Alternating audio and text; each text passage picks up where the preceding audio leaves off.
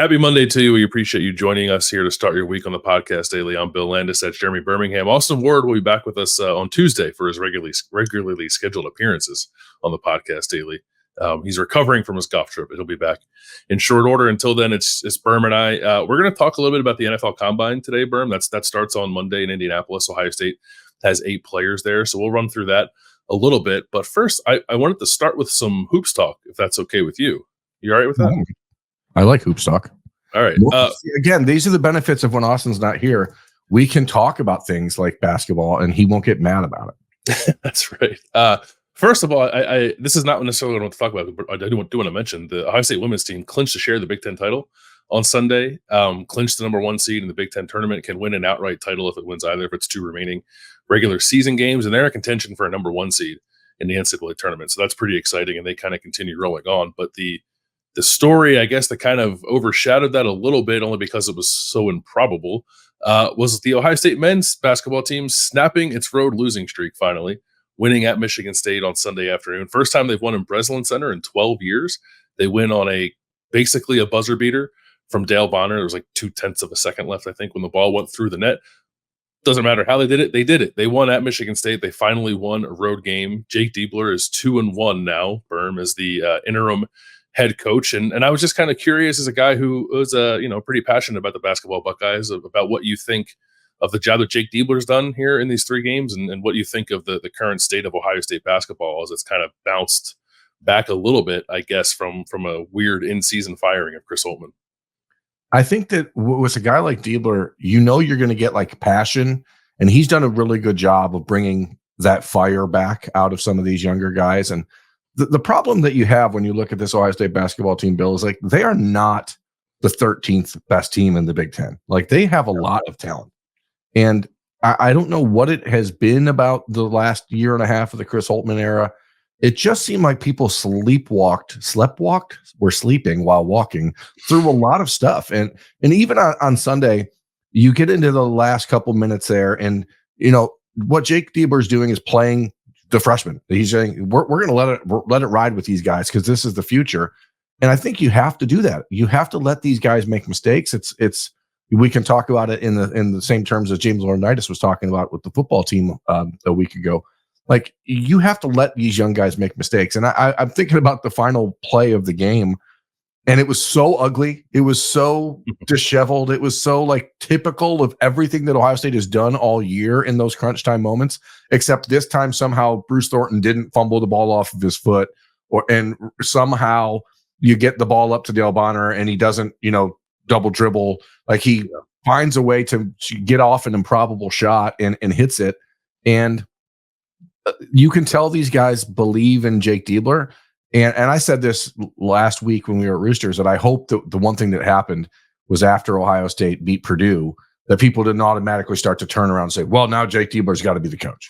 Because like that, this is a good story. And you can see, again, the guys believe in Jake Diebler, but like, this is Ohio State, and Ohio State should be a top 3 or 4 basketball program in the Big Ten year in and year out. And you can go out and find a Nate Oates or anyone you want from around the country and at least make them say no to you. You have to do that. You can't just decide we're gonna ride the hot young hand, because this is just the ebbs and flows of emotion that come with the firing of Chris Holtmann and the team, I think, really rallying around each other and Jake Diebler. But I don't know how long that can last. Yeah, I mean, it's not. I didn't bring it up, I guess, as a way to get into, like, should they just take the interim tag off Jake Diebler? And I don't think they're there either. And nor do I believe that they really ever should be. I think Jake Diebler is helping himself for sure. He deserves a shot somewhere. Yeah, I think that he proves that.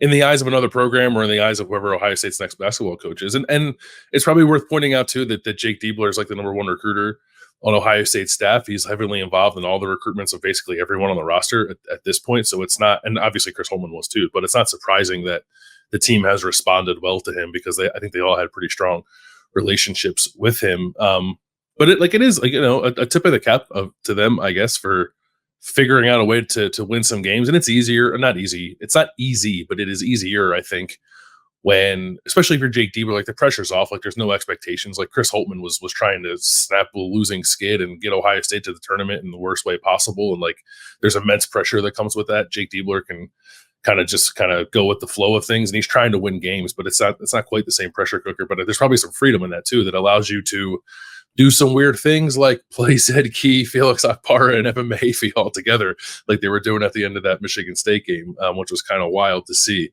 the three of them out there. But it was effective, and Michigan State for a stretch didn't really seem to have a response to that, and it got Ohio State back into the game. So they're, I guess at the very least, like they're kind of fun to watch. Like, and I'm glad, Ohio State basketball fans are getting to watch the team play a little better down the stretch here. Like they still need to win every game and win the Big Ten tournament or win the Big Ten tournament and probably win the Big Ten tournament if they want to get an NCAA tournament bid. So like, I'm not trying to stoke the flames there, but it's a bummer of like just how bad Ohio State and how irrelevant Ohio State basketball has been the last couple of years. So it's cool for me to see them win a game like they won at home last week against Purdue and win a game like they won on Sunday against Michigan State and like give fans something to be really excited about. Yeah, and I have reserved the right to change my mind. If Jake Diebler wins out and wins the Big Ten, we can revisit the conversation about whether or not he should be the guy moving forward at the helm. I think, if anything, he's at least proven that he needs to maintain a role on the next guy's staff if he wants it, and that's obviously a conversation that Jake will have to have with his family. But I've said it before. I've said it. I'll say it again. Give me John Beilein for 2 years with Jake Diebler as the coach in waiting and learn how to do it and under a guy like John Beilein, and I'm totally happy with that. And I know people will scoff at it, but like to me, that's okay. Well, why do you want to hire a 72-year-old head coach? Yep, I do, because the guy wins and he can teach Jake Diebler some of the things that he needs to learn in the meantime. And you get to keep your elite recruiter on staff and you get to keep some continuity because, again, this team has talent. And I do fear that you bring in a new head coach from the outside who brings in his entirely new coaching staff. And all of a sudden, a lot of this young talent doesn't stick around. And that then makes these last 2 years, it's a little insult to injury when you look at everything else that's happened, because they have recruited very well and it just hasn't gelled on the court. And now if you start to feel like, hey, the pieces are here to really move up and make a big leap in 2024, 2025, and then all of a sudden Bruce Thornton's gone or whatever. And, I think the most impressive thing about Sunday to me is you do that without Jamison Battle. You get really good minutes out of Devin Royal. You get an opportunity, as you said, to maybe mix things up with the alignments. And that has been one of my biggest concerns, or one of my biggest things about Chris Holtmann, is that it just didn't seem like he was creative in any way. It was like, just run the same guys out there, run the offense, let four guys play hero ball. Like there was just not any sort of basketball like logic happening. It was just always just like, these are our starters, this is what we're going to do. And sometimes you have to mix it up. And I like that Jake Diebler's not afraid to do that. Yeah, he's not. That makes it, at the very least interesting to watch, right? We're not like they're 2-1 and they lost at Minnesota in the middle of the week. And, and they got beat, pretty handily in that game by a Minnesota team that's just like kind of fine. Yeah, it is a tough spot to play. You're right. I don't want to make this too much more about basketball. Yeah, I appreciate people indulging us for talking about hoops here for 10 minutes or so. I just want to ask you, have you ever seen a ball do what it did on the first Tyson Walker free throw when it just stuck to the back of the rim? I've never seen that happen on a free throw before. It was unbelievable. It was like boing, boing, boing, boing. I was like, are you kidding me? And you could see Tyson Walter's face. He's like, no way. Yeah, that was wild. And that allows Ohio State the chance to be tied when it has the ball rather than down and fighting for its life. So I don't, maybe Dal Bonner doesn't make that shot if Ohio State's losing. I don't know. I was listening, I think it was Andy Katz on the call, right? No, it was Jay Wright. Well, whoever it was kept talking about, you're going to get a tip in here. You got 0.2 seconds. You can just tip it in. I'm like, they're down 3 points. Like the guy's like, he's like, put Akpara on the inbounder, put guys by the basket. I'm like, you're down 3. They're down 3 points. You're not going to tip in a 3-pointer. Like, just stay out of the way and don't foul anybody, you dummies. Yeah, that was kind of funny. Yeah. All right, let's transition to some football here. We will have more of our spring previews the rest of this week. Spring football starts a week from Tuesday. We have a few more position groups to run through, I believe, tight ends, running backs, receivers, and quarterback, and we will do all that the remainder of this week and maybe early next week before spring ball officially kicks off next Tuesday. But as I mentioned earlier, the NFL Combine berm starts on Monday.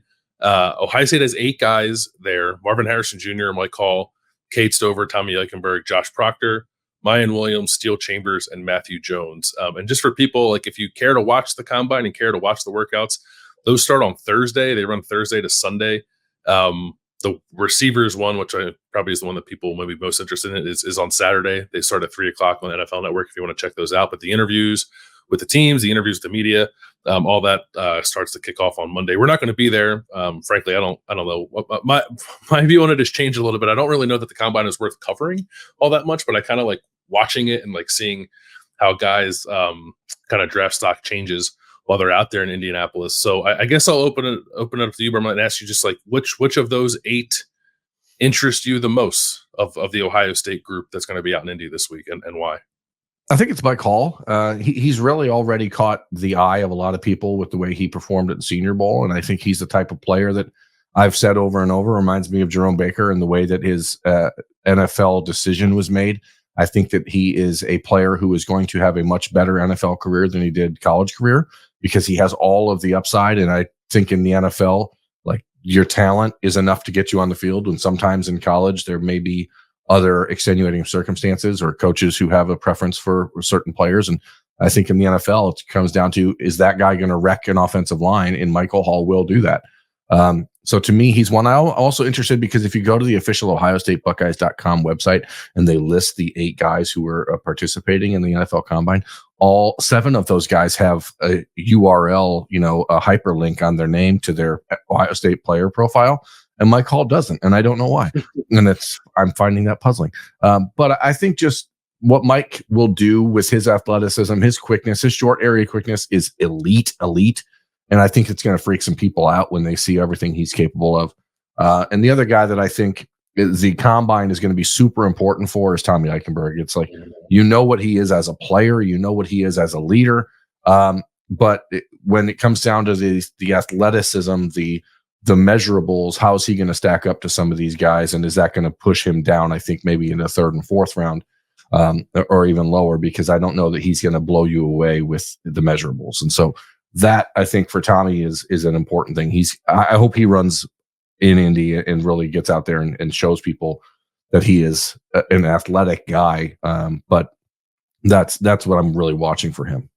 Yeah, I'm kind of on the same page as you. Like, Mike Hall is interesting to me because I've been trying to think, like, Ohio State has 8 guys at the Combine. I don't think Ohio State's going to have 8 guys get drafted. I'm wondering how big this draft class actually will end up being. Like, we know all 8 will get shots in the NFL, no doubt about it. But like, actually hear their name called when the draft is going on, I don't think so. But also too, there's just like, aside from Marvin Harrison Jr., who's going to be a top like 4 pick.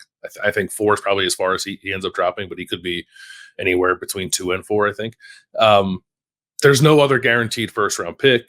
And there's just a couple of guys who are like kind of like on the fringe, I think, of potentially being like in the top 100, like first 3 round kind of guys. And Mike Hall, to me, like, is the guy in the group who I think is capable of making the biggest jump up people's boards if he has a really good week in Indianapolis.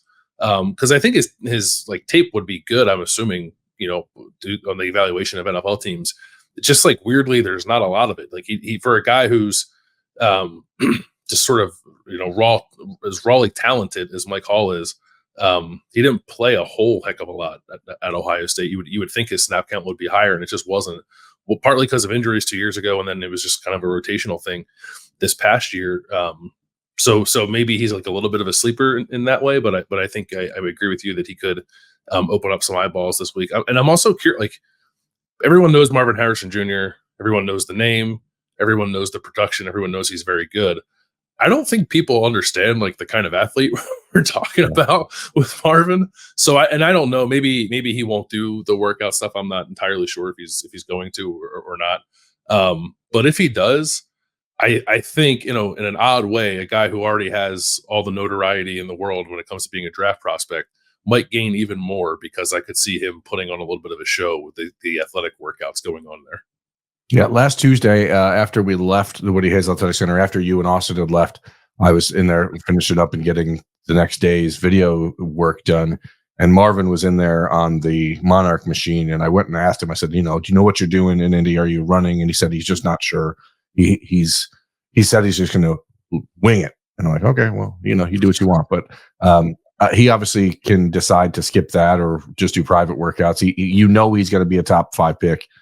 I don't get the I got the impression that he wants to have a lot of that stuff done by the time the Ohio State Pro Day rolls around, so that he doesn't have to do it in Columbus at the Pro Day. So we'll see.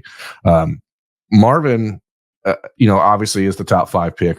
I think Michael Hall is going to work himself into a day 2 pick, probably a second round pick. I just think he's too explosive and too different on tape than other guys. It's like he's Aaron Donald-esque, and I know that comparison is crazy, but like he's so quick. And then the other guy that I think is really going to depend a lot on what he does this week and what he's capable of doing this week is Cade Stover, because there are a lot of teams that need a tight end, especially one down I-71 in Cincinnati. Go Bengals. Let's go ahead and bring Cade, keep Cade in Ohio. I'm fine with that if you don't pick Brock Bowers in the first round somehow.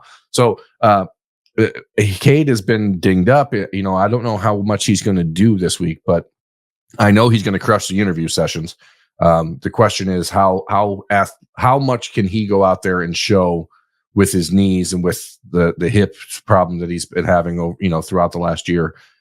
Is he going to go out and prove that he's healthy? Because if he is healthy, we talked to NFL scouts throughout the season, and they were in love with Cade Stover. So now you just have to go out and dominate in that setting, and I think he can. Yeah, you see enough like Cade Stover tight end 2 behind Brock Bowers talk that like I'm on alert for it. But the medical, I mean, I think we say this every year. Like the thing that's most important at the combine, more important than the team interviews and all the workouts and the media interviews, are the medical evaluations that happen there. And for Cade Stover, that's going to be incredibly important, because you could feel great going into those and like feel like you're in the best health and best shape you've been in, but there are lingering things that can show up there that are red flags for teams, and all of a sudden guys fall down draft boards. And I'm not trying to put that out there for Cade, but I think he's had enough of the hip stuff and the knee stuff, and like it was elbow or shoulder, whatever that was, where he had the big kind of Rob Gronkowski thing going on there. That that's going to be a big checkpoint for Cade in this process, and hopefully he gets through it okay, because if I think everything else stacks up really well for him, even if he's not able to work out in Indianapolis. I think like his tape as a receiver over the last 2 years is really good. So as long as the health thing works out for him, I think he'll be okay. And then I think like Josh Proctor is an interesting guy too, because we've always talked about his explosive athleticism, and it took 6 years for it to show up on the field, but it did last year. So I think that's good for him to finally have that season's worth of pretty good tape out there. But when you talk about a guy who has athletic traits that could potentially like really open some people's eyes, and I don't know if he's a guaranteed draft pick either. But I think he could really solidify that in Indianapolis if he has a good week of working out and a good week of testing. I think that Josh is almost certainly a player that you take in the 6th or 7th round, because his athleticism is so different. Going back to Cade, I think the interesting or annoying thing for him is that he's never had like the big injuries. It's always just little nagging things that he's been able to fight through. And that sometimes I think you fight through those things almost to your own detriment long term, and you build up, scar tissue, and it makes it worse. And if you just would have taken a little bit of a break, which is outside of Cade's mindset, then all of a sudden it becomes, well, now he's got an injury history, when it could have just been, well, if I just took off this week against Maryland, maybe I don't need to have a giant brace on my arm for the next 6 months. So it's Cade's, everything else about him is going to have him on as a day 2 pick. So I think you're going to look at for sure 3 first, second, or third round picks, and then what happens after that. I think Josh Proctor is going to get drafted. I think Tommy Eichenberg will certainly get drafted. But then you have questions about Mayan Williams and Matthew Jones and Steel Chambers, and I just don't know that I don't know that any one of those guys are going to do anything this week that would, in my mind, put them in a position where they're a surefire draft pick, because they just sort of are who they are. Yeah, I think you're probably right on that. Maybe the one guy would be Steel Chambers, again, just because like it's about athleticism this week, and we think Steel's a pretty good athlete. but then you would say yourself like the tape and production maybe don't enthrall you all that much. So it'll be an interesting case study. I'm with you. I'm not. I don't know that I'm feeling Matt Jones being drafted at the moment. Like he wasn't. He played in the Hula Bowl, I think, which is like pretty far down the rung of all-star games that seniors can play in. Like he wasn't a Senior Bowl guy, wasn't a Shrine Bowl guy. So we'll see. Like, and it's not, the combine's not really a setting for offensive linemen. Offensive linemen, I kind of feel like you are what you are, and there's not really much you can do about that unless you like go run a sub 540 at 315 pounds. Then people start to take notice of you. But I don't know that Matthew Jones is going to do that this week in Indianapolis. So we'll see what happens with him. But I think Steele could maybe make a little bit of a move. What do you think about him? He's undersized for linebacker in the NFL. Yeah. I mean, I don't know. He's certainly someone that can make a roster as a special teams guy, and the ability to play multiple positions. He obviously has that. I don't know that he has enough elite athleticism to like open your eyes and go, well, we got to take this guy and just figure it out. Where someone like Josh Proctor does. So that's why I think, Josh is more likely to end up as a late in the draft flyer pick. But I want to go back to Mayan if we can. Like, Sure. I still don't know why Mayan Williams is in the NFL draft. And I'm thinking back to where Ohio State was, and we'll talk running back later this week. So it's just a thought on my mind. But is it the decision by Mayan Williams to enter the NFL draft, and then you lose Diamante Trainham Chip to Kentucky, and then you lose Evan Pryor? There was a moment in December where you're like, oh, and if Travion Henderson goes pro, this entire running back room could be falling apart. And I'm trying to figure out what Mayan Williams' mindset was to say, I'm going to take this NFL shot, because it doesn't seem like the right, like if he'd done this a year ago, I think it's almost it's an entirely different conversation. But what do you think was going on there?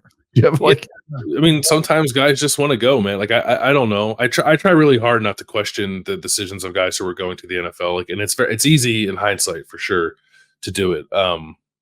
If I were in their position, I understand how it would be really hard to not take your shot at that opportunity. But certainly Mayan is not going at the optimal time. Like, he hardly played at all this year and was injured for much of it and missed the season. And I don't know, maybe it's that. Maybe it's the wear and tear he's already had to undergo. He's had injury stuff kind of every year he's been here, or at least the last couple of years. Like, nothing prior to this Rooster one, nothing like super, super serious, but stuff that's kept him out of games or limited him in games. So yeah, I get it. It's not to knock him, Bill. I mean, as a running back, I think I've for years I've been like, Mayan Williams is a much better running back than he gets credit for, but I don't know that like this decision makes any sense other than I just want to take a shot. Like, you can get paid in college now, I mean, you can, and I think he is very possibly in a position where he could have made more in college this year than he might make in the NFL. I don't know. We'll have to see how that plays out. I guess it wasn't surprising to me when he went pro, because I just kind of always figured he was of that mindset. And he like sort of made that known last year when he said he was coming back prior to the 2023 season. So I wasn't surprised when he left, but you look at kind of the situation the running back room was left in, and now it's vastly different because Quinshon Judkins is here. But imagine if Quinshon Judkins wasn't here, and then you're looking at that room and thinking to yourself, like, man, I can't believe Mayan's going to the NFL right now. Yeah, that's what I'm saying. Like the opportunity when he decided to leave, the opportunity projecting forward seemed pretty wide open for him to have the best possible year he could have at Ohio State, and then to bolt at that time. I was like, yeah, that's peculiar. It is peculiar. I don't know. I mean, maybe it'll work out for him. I don't know. I'd roll the dice, bet on yourself, whatever the kids say. I understand that the mindset, and hopefully it works out for mine, and hopefully it works out for all these guys. There's 8 of them there again, out there in Indianapolis for the NFL Combine, which officially starts on Monday. I don't think we'll start hearing from at least the athletes there until Tuesday or Wednesday. And then, like I said, workouts start on Thursday. So that'll probably be the extent of our conversation about it here this week. And we'll probably, pro days on March 20th, we'll have stuff from that. And then maybe we'll do another check-in before the draft. We don't do a whole lot of draft stuff unless we do path to the draft stuff, which is certainly more interesting than sort of talking about who's rising and who's falling. But this is another checkpoint in the journey to the NFL for a group of 8 Ohio State players who will be in Indianapolis. Later this week, as I said, we'll have more position previews as we get closer to spring ball. Later on Monday, Burn, we're going to be in Roosters. Is that right? That's the plan? We'll be there 11:30 on Monday at Roosters at Old Tangi River Road. The normal gang will be there. So back to hysterical, Bob and Justin and Nicole and myself and Austin, and you'll be there for support, I hope. I will be there for support and then also to record some more shows after that. But some good stories from the Buckeye Cruise, and I imagine will be part of the show on Monday. So if you can join us there, please do. If not, look for that later on Monday afternoon in this feed. Plenty more, like I said, coming this week, but that will wrap up this episode of the Podcast Daily for a Monday. We appreciate you joining us. For Berm, Bill, we'll talk to you later.